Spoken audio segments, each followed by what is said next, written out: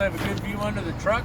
Looking for any puddling of any sort. It could indicate that I have an oil leak, transmission fluid leak, coolant leak, even water. So I want to make sure I don't have any leaks first and foremost. Once I've verified that, I'm going to check the lean of my truck. Shouldn't be leaning too far to one side or the other. Could indicate a busted shock, broken leaf spring, flat tire, or a shifted load. So I want to make sure all of those are good. Once that's done, I'm going to go to my lights. Starting up top, I've got my clearance lights. There's 5 of them. They're amber in color. Even if the lens on them is clear, the light itself should be amber. I want to make sure those are properly mounted and secured. They don't appear to be cracked, damaged, or broken. Coming down here to my headlights, I got 2 sets of headlights. Each one has a high beam and a low beam. Along with this setup here, I've got this amber colored light on this side. It's slightly reflective in nature. This acts as my running light or service light, whichever one you want to use. It's also a 4-way flasher and blinker. Then I'm looking at the lenses of my lights, and all of this together I want to make sure that it's properly mounted and secured, not cracked, damaged, or broken, and that my lenses are clear, not fogged up or any junk on them or anything like that that's going to prevent the light from getting out. Okay, that's my 4 L's for the front. Now I'm going to go into the engine compartment, up the hood. I'm excited. I'm going to look on both sides. Clear. We're going to come to this side over here. First thing I want to look at when I get over here is I'm going to start looking at my hoses and my wires. For my hoses, any hoses that I can see, I want to make sure that they don't have any abrasions, bulges, or cuts. They're properly mounted and secured at both ends with the hose couplers or hose clamps, and that none of them appear to have any leaks. Not leaks, but leaks. Then I'm looking at my wires, making sure they're properly mounted and secured. None of them appear to be cut, frayed, torn, and there's no exposed wires showing. And this all looks pretty good over here. Coming down here to my alternator, I want to make sure it's properly mounted and secured. It appears they have all hardware present. It does not appear to be cracked, damaged, or broken. It's a belt-driven piece of equipment, so I want to make sure the belt doesn't have any cuts, frays, or tears in it, and that it doesn't have any more than 3/4 inches play in the center. The wires that are attached to my alternator, I want to make sure that they appear to be properly mounted and secured, no cuts, frays, or tears, and that I don't see any exposed wires. Below that is my water pump. I want to make sure it appears to be properly mounted and secured. All hardware appears to be present, does not appear to be cracked, damaged, or broken. It's also a belt-driven item, so I want to make sure the belt doesn't appear to be cut, frayed, or torn, and doesn't have more than 3/4 inch play in the center, which it doesn't. Coming up to my coolant tank, it appears to be properly mounted and secured with all hardware present. Does not appear to be cracked, damaged, or broken, and I don't see any leaks. The hose attached to my coolant tank appears to be properly mounted and secured with couplers at both ends. Does not appear to have any abrasions, bulges, or cuts, and does not appear to be leaking. The cap is securely in place, does not appear to be cracked, damaged, or broken, and the coolant level in this case is right on the minimum line, so we should probably add some coolant to this before we go anywhere.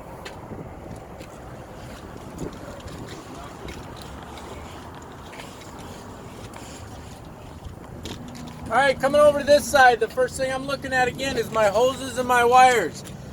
On all of my hoses, I want to make sure they appear to be properly mounted and secured with couplers at both ends. They don't appear to have any abrasions, bulges, or cuts, and none of them appear to be leaking. Same thing with my wires. I want to make sure they're properly mounted and secured.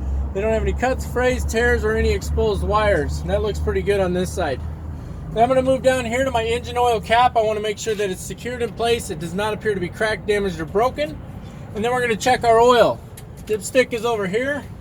I'm going to remove the dipstick, and I'm going to look at the oil to see if it's got anything shiny in it or a milky color, which would indicate some type of contaminant like metal shavings from the engine or water or something like that. I don't have a rag on me, but what I would do at this point is I'd wipe it clean, or I'll use the tire to wipe it clean. You're going to reinsert it. Maybe. There she is.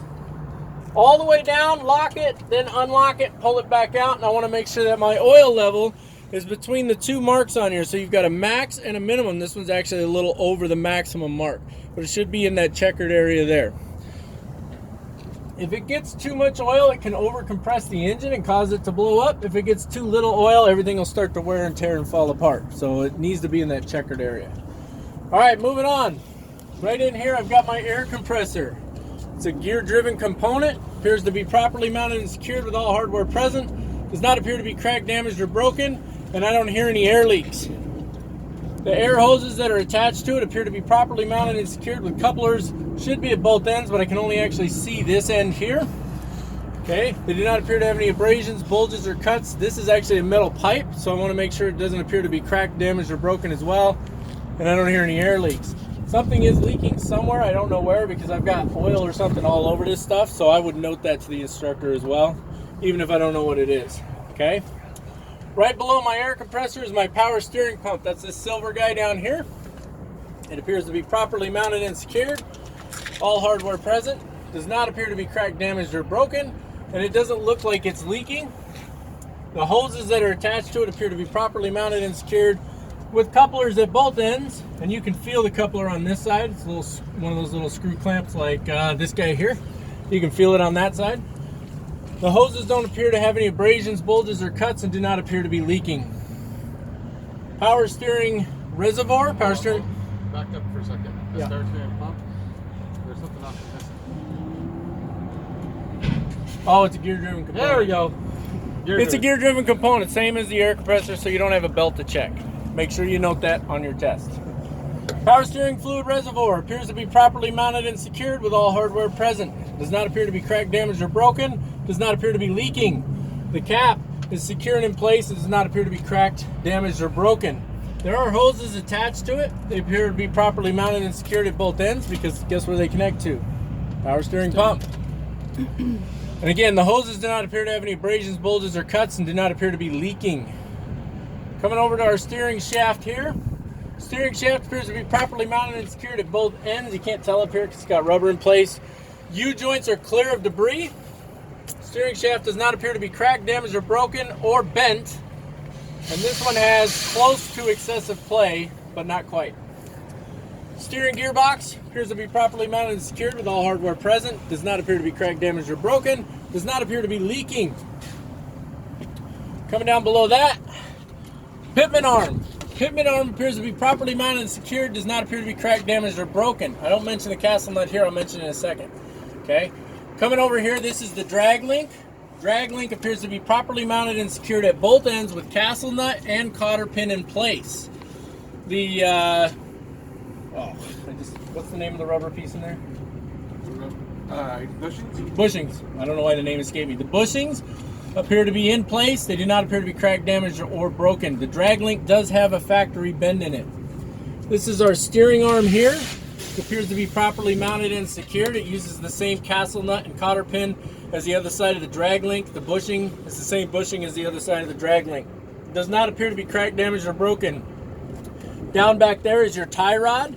If you look underneath, you'll see a bolt there. Okay. It appears to be properly mounted and secured with all hardware present. If I look across there, it does not appear to be cracked, damaged, or broken. It does not appear to be bent. All right. Moving on. Over here is my spring hanger or suspension hanger. I prefer suspension. That's this guy right here. It appears to be properly mounted and secured with all hardware present. Okay. The leaf springs at the bottom, actually, go back here. There's another spring hanger back there. Make sure that one's properly mounted and secured with all hardware present. Neither of them appears to be cracked, damaged, or broken. The leaf springs appear to be properly mounted and secured at both ends with all hardware present. Bushings are in place and do not appear to be cracked, damaged, or broken. The leaf springs do not appear to be cracked, damaged, or broken, or scissoring. There's no shininess indicating that they're sliding side to side on each other. The U-bolts are both in place. And on this side, I can see both of the nuts. They both appear to be properly secured. There's no shininess that would indicate that one of them is loose, but it wouldn't hurt to stick your hand down there and feel them. And then you got to get your head in on the back side and make sure that both of the nuts are in on the other U-bolt. My shock absorber appears to be properly mounted and secured on both the top and the bottom. The bushings are in place, do not appear to be cracked, damaged, or broken. The shock absorber does not appear to be cracked, damaged, or broken, and does not appear to be leaking here in the center. Coming over here to my brake chamber.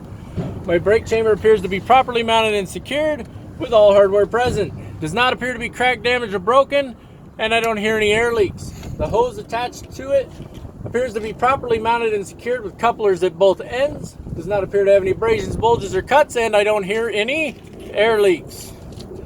Coming back here, my slack adjuster and my push rod Both appear to be properly mounted and secured with the pins and the cotter keys in place. I can check that my slack adjusters are set properly by putting the truck in a low forward gear, making sure the engine and the brakes are off, and I can pull on that slack adjuster. If I get more than 1 inch of travel in it, it needs to be adjusted to within a ½ inch. If I do one side, I need to make sure I do the other side. Coming inside here, my brake drum does not appear to be cracked, damaged, or broken. Does not appear to have any discoloring that might indicate excessive heat wear. My brake pads are at least a ¼ inch thick, and neither of them appears to have any oil or grease that would be a problem for your braking, right? Makes it slippery. Okay. The inside of my rim does not appear to be cracked, damaged, or broken. Does not appear to have any illegal welds. The tire is married up to the rim properly on the inside, and the inside wall of the tire does not appear to have any abrasions, bulges, or cuts. The tread of my tire appears to be evenly worn without any cupping, flat spots, does not appear to have any damage or feathering, has at least 4/32 of an inch of tread, and is not a recap. The outside wall of my tire does not appear to have any abrasions, bulges, or cuts, appears to be properly married to the rim. The rim does not appear to be cracked, damaged, or broken. Does not appear to have any illegal welds or excessive hammer marks, which I forgot to mention on the inside, no excessive hammer marks. When I look through these holes, I don't see any cracking or spider webbing on the inside of my rim. My air valve, my air stem, appears to be properly mounted and secured in place. It's got a cap on it. I can check the inflation of the tire by removing the cap, using an air pressure gauge, pressing it on there, and ensuring that I've inflated to the factory or manufacturer specifications, which should be between 90 and 110 psi. You gonna pull out the pressure gauge? You don't have to remove the cap. Mm-hmm. Cap on. Okay, I guess you don't have to remove the cap. What are we at?